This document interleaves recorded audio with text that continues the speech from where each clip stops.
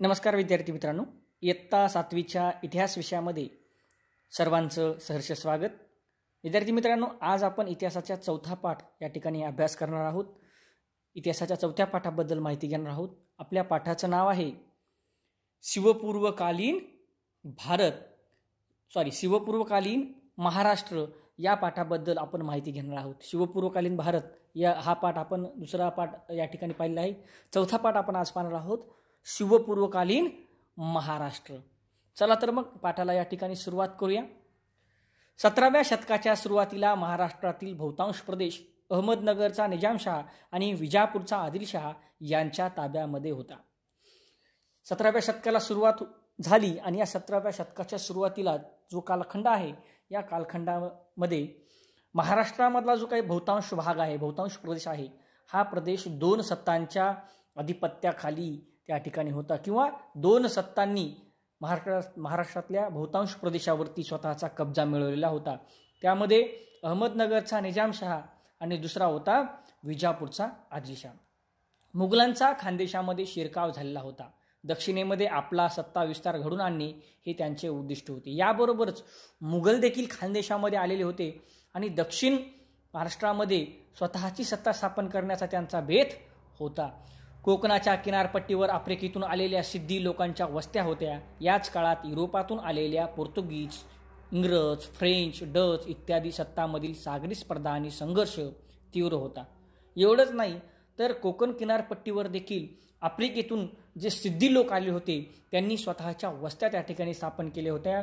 एवढंच नाही तर याच काळामध्ये युरोपातून पोर्तुगीज, इंग्रज, फ्रेंच, डच या सत्ता देखील या ठिकाणी महाराष्ट्रामध्ये आलेल्या होत्या आणि त्यांनी सागरी किनारी भागामध्ये या ठिकाणी स्वतःच्या सत्ता स्थापन करून सागरी स्पर्धा त्यांच्यामध्ये लागलेली होती आणि हा संघर्ष अत्यंत तीव्र झालेला होता. त्यांच्यात व्यापारासाठी बाजारपेठा काबीज करण्याची चढाओढ लागली होती. पश्चिम महाराष्ट्रावरील गोव्यात आणि वसईत पोर्तुगीजांनी अगोदरच राज्य स्थापन केले होते आणि ही जी राज्य आहेत किंवा फ्रेंच, डच, इंग्रज, पोर्तुगीज यांच्यामध्ये सागरी सत्ता काबीज करण्यामध्ये चढाओढ लागलेली होती आणि पश्चिम किनारपट्टीवरती गोव्यात आणि वसईमध्ये पोर्तुगीजांनी अगोदरच स्वतःची राज्य स्थापन केलेली होती. इंग्रज, डच, फ्रेंच यांनी व्यापारी कंपन्यांच्या माध्यमातून वखारीच्या स्वरूपात चंचू प्रवेश केला होता.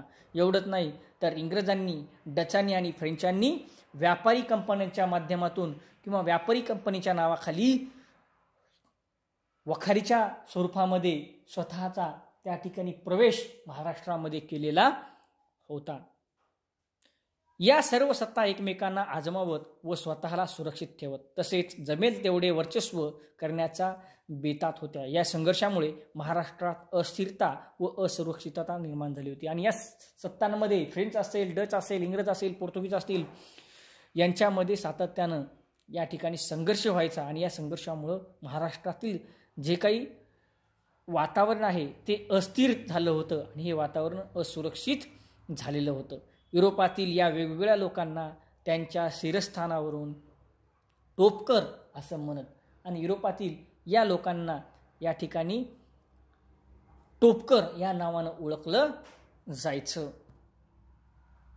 शिवकाळातील लोकवस्ती, प्रजा आणि राज्यकर्ते यांच्यातील दुवा म्हणून कार्य करणारे अधिकारी, बाजारपेठा, कारागीर वगैरे स्वरूप समजून घेण्यासाठी गाव, कसबा, परगणा या भौगोलिक स्थळांची माहिती होणे आवश्यक आहे. आता शिवपूर्व काळामध्ये ज्या काही वस्त्या आहेत, ज्या काही लोकवस्त्या आहेत, प्रजा आहे, राज्यकर्ते आहेत, यांच्यामध्ये दुवा म्हणून काही अधिकारी काम करायचे, बाजारपेठा असायच्या, कारागीर असायचे आणि यांचं जर आपल्याला स्वरूप समजावून घ्यायचं असेल तर त्या ठिकाणी गावालाच मौजा असं म्हटलं जायचं. गाव, मौजा, कसबा आणि परगणा या भौगोलिक स्थानांची ओळख आपल्याला होणं गरजेचे आहे. मग गाव कशाला किंवा मौजा कशाला म्हणायचं, कसबा कशाला म्हणायचं, परगणा कशाला म्हणायचं, याची ओळख आपण या ठिकाणी करून घेणार आहोत. सामान्यतः परगण्याच्या मुख्य ठिकाणाला कसबा असं म्हणत आणि अनेक गावांचा परगणा होत असे. अनेक गावं मिळून या ठिकाणी परगणा होत असे किंवा अनेक गावांना मिळून परगणा म्हटलं जायचं. जसं आज आपण अनेक गावांचा मिळून या ठिकाणी जिल्हा म्हणतो, तसं त्या काळामध्ये अनेक गावांचा मिळून परगणा असायचा. सामान्यतः परगण्याच्या मुख्य ठिकाणाला कसबा म्हणत आणि परगण्याचं जे मुख्य ठिकाण असायचं त्याला कसबा असं म्हटलं जायचं. आज आपण बघतो जिल्ह्याचं जे काही मुख्य ठिकाण आहे त्याला आपण तालुका असं म्हणतो किंवा आपण बघतो की परभणीमध्ये अनेक तालुके आहेत, म्हणजे अनेक मुख्य ठिकाणं आहेत. तशाच पद्धतीनं त्या काळामध्ये परगण्याची जी मुख्य ठिकाणं असायची त्याला कसबा म्हटलं जायचं. आज आपण बघतो परभणी जिल्ह्यामध्ये जी मुख्य ठिकाण आहे त्याच्यामध्ये गंगाखेडा आहे. गंगाखेडा हा तालुका आहे.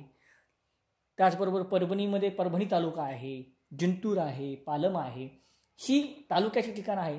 तर त्या काळामध्ये परगण्याचं जे मुख्य ठिकाण असायचं त्याला कसबा असं म्हटलं जायचं. आज आपण त्याला तालुका म्हणतो, पूर्वीच्या काळी त्याला कसबा या नावानं ओळखलं जायचं.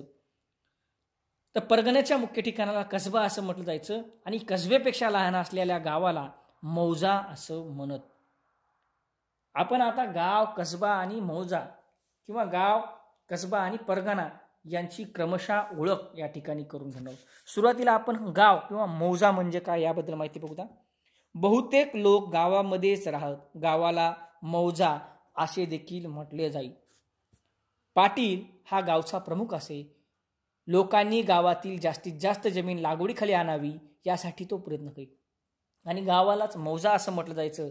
आणि या मौजाचा किंवा या गावाचा प्रमुख असायचा त्याला पाटील असं म्हटलं जायचं. पाटलाचं काम काय होतं तर गावातील जी काही पडीक जमीन आहे ही जमीन जास्तीत जास्त लागवडीखाली आणणे, जास्तीत जास्त जमिनीवरती लागवड केली जाईल यासाठी पाटील त्या ठिकाणी कामकाज बघत असे. गावामध्ये तंटा बकेडा असे तेव्हा शांतता निर्माण करण्याचं काम पाटील करत. एवढंच नाही तर गावामध्ये काही वांदे झाले, काही तंटा झाला तर शांतता प्रस्थापित करण्याचं काम देखील पाटील करत असे. आजही आपण बघतो अनेक गावामध्ये भांडणं सोडण्याचं काम पाटील करतात किंवा भांडण जर झालं तर ते पाटलाकडं ती भांडण त्या ठिकाणी घेऊन लोक येत असतात आणि त्याच्यात न्यायनिवाडा करण्याचं काम पाटील करतात. तर त्या काळामध्ये देखील तंटा बकेडा होत असेल तर शांतता निर्माण करण्याचं काम पाटील करत असे. त्याच्या कामात कुलकर्णी मदत करत असे आणि पाटलाला मदत करण्यासाठी कोण असायचं? कुलकर्णी. गावामध्ये निरनिराळे कारागीर असत. याबरोबरच कुलकर्णीचं काम काय तर जमा झालेल्या महसुलाची नोंद करणे हे काम कुलकर्णी करत. गावामध्ये जो काही खर्च जमा व्हायचा किंवा जो काही महसूल जमा व्हायचा या महसुलाची नोंद ठेवण्याचं काम कुलकर्णी करायचा. गावामध्ये निरनिराळे कारागीर असत. त्यांच्याकडे व्यवसायासंबंधीचे हक्क वंश परंपरेने चालत आलेले असत आणि अनेक कारागीर हे गावामध्ये असायचे. आता यांना व्यवसाय करण्याचं जे काही हक्क आहे ते वंश परंपरेने आले असत. म्हणजे न्हावी जो असायचा तर त्याच्या आजोबाकडून पंजोबाकडून खापर पंजोबाकडून त्यांना ते न्हावी व्यवसाय करण्याचं त्या ठिकाणी हक्क मिळालेला असायचा. चांभाराचं तसेच, सोनाराचाही तसंच, म्हणजे वंश परंपरेने त्यांना व्यवसाय करण्याचे हक्क मिळालेले असत. आजही आपण गावामध्ये बघतो की 12 बलुतेदार 18 बलुतेदारच्यामध्ये आपण बघतो की न्हावी, सुतार, कुंभार, लोहार, चांभार है ना, माळी, साळी ही ज्या व्यवसाय त्यांचे हे व्यवसाय या ठिकाणी वंश परंपरेने त्या काळामध्ये केले जायचे. गावात कारागीर जी सेवा देत असत त्याबद्दल शेतकऱ्याकडून त्यांना शेतीतील उत्पन्नाचा काही वाटा मिळे त्यास बलुतं मिळत. त्या काळामध्ये पूर्वीच्या काळामध्ये पैशाचा व्यवहार त्या ठिकाणी चालत नसायचा. पैशाची जास्त व्यवहार केला जात नसायचा तर वस्तू विनिमय व्यवहाराचं साधन असायचं. जर गावातील कारागीर शेतकऱ्यांना किंवा गावातील लोकांना जी काही मदत करायची किंवा वस्तू बनवून द्यायची तर त्या बदल्यामध्ये त्या कारागिरीला शेतकरी काय करायचे? धान्य त्या ठिकाणी दिलं जायचं आणि म्हणून त्याला बलुतं असं म्हटलं जायचं. उदाहरण जर सांगायचं म्हटलं तर समजा गावातील जो काही न्हावी असायचा तो न्हावी काय करायचा? वर्षभर एखाद्या कुटुंबाची सेवा करण्याचं काम करायचं. त्याच्यामध्ये मग कुटुंबातील संपूर्ण जे काही सदस्य आहेत त्यांची दाढी करणं असेल, त्यांची कटिंग करणं असेल, ही कामं त्या ठिकाणी तो न्हावी करायचा. तर या बदल्यामध्ये या न्हाव्याला शेतकरी आपल्या उत्पन्नातील काही वाटा त्या ठिकाणी वर्षाच्या शेवटी देत असायचा. तर त्याला बलुतं असं म्हणतात. आजही अनेक गावामध्ये बलुतं नावाची पद्धत आणखी चालू आहे. बऱ्याच ठिकाणी बलुतं आता बंद झालेलं आहे. आता रोख व्यवहार या ठिकाणी केला जातो. तर पूर्वीच्या काळात बलुतं या ठिकाणी असायचं. मग ते कुंभार असेल, चांभार असेल, लोहार असेल, या सर्वांच्या बाबतीमध्ये बलुत्यानं व्यवहार केला जायचा. तर हे होतं गाव किंवा मौजा. आता कसबा कशाला म्हणायचं बघा. कसबा हे एक मोठे खेडेगाव असे. सामान्यतः ते परगण्याचे मुख्य ठिकाण असे. मग अशा आपण बघितलं की कसबा म्हणजे काय, तर हे खूप मोठं खेडेगाव असायचं. परंतु हे खेडेगाव हे परगण्याचं मुख्य ठिकाण असायचं. परगणा अनेक गावांचा मिळून परगणा होत आहे. तर या परगण्यांचं मुख्य ठिकाण म्हणजे कसबा होय. इंदापूर परगण्याचे मुख्य ठिकाण इंदापूर कसबा. वाई परगण्याचे मुख्य ठिकाण वाई कसबा. गावाप्रमाणे कसब्यामध्ये मुख्य व्यवसाय शेती असे. आपण बघतो ना, तालुका परभणी तालुका, परभणी जिल्ह्याचा तालुका कोणता आहे, मुख्य तालुका तर परभणी तालुका. याच पद्धतीनं किंवा गंगाखेडच्या आसपास जी काही गावं आहेत त्या गावांचं मुख्य ठिकाण कोणतं आहे, ते गंगाखेड आहे. तशाच पद्धतीनं त्या काळामध्ये परगण्याचं जे काही मुख्य ठिकाण असायचं तर त्याला कसबा असं म्हटलं जायचं.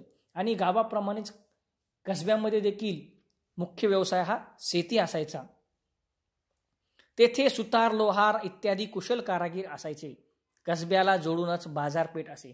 आणि या ठिकाणी सुतार असेल, लोहार असेल असे कुशल कारागीर असायचे आणि कसब्याला जोडूनच बाजारपेठ देखील असायची. सेटे व महाजन हे बाजारपेठेचे वतनदार कारभारी.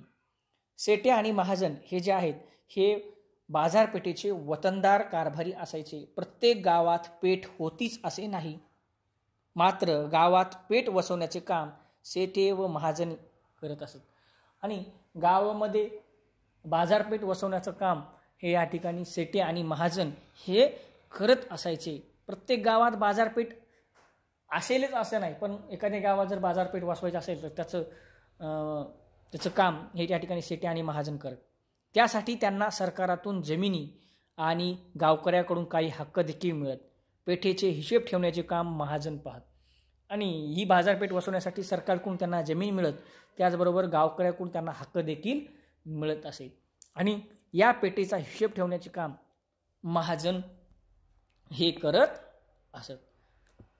तर अशा पद्धतीने आज आपण शिवपूर्वकालीन महाराष्ट्र या पाठामध्ये शिवपूर्वकालीन महाराष्ट्राची पार्श्वभूमी कशा पद्धतीची होती हे बघितलं. याबरोबरच गाव किंवा मौजा म्हणजे काय आणि कसबा म्हणजे काय याबद्दल आपण माहिती बघितली. तर उद्याच्या तासिकेमध्ये आपण परगणा म्हणजे काय याबद्दल माहिती घेणार आहोत. तर या ठिकाणी आपण थांबूया, भेटूया उद्याच्या तासिकेमध्ये.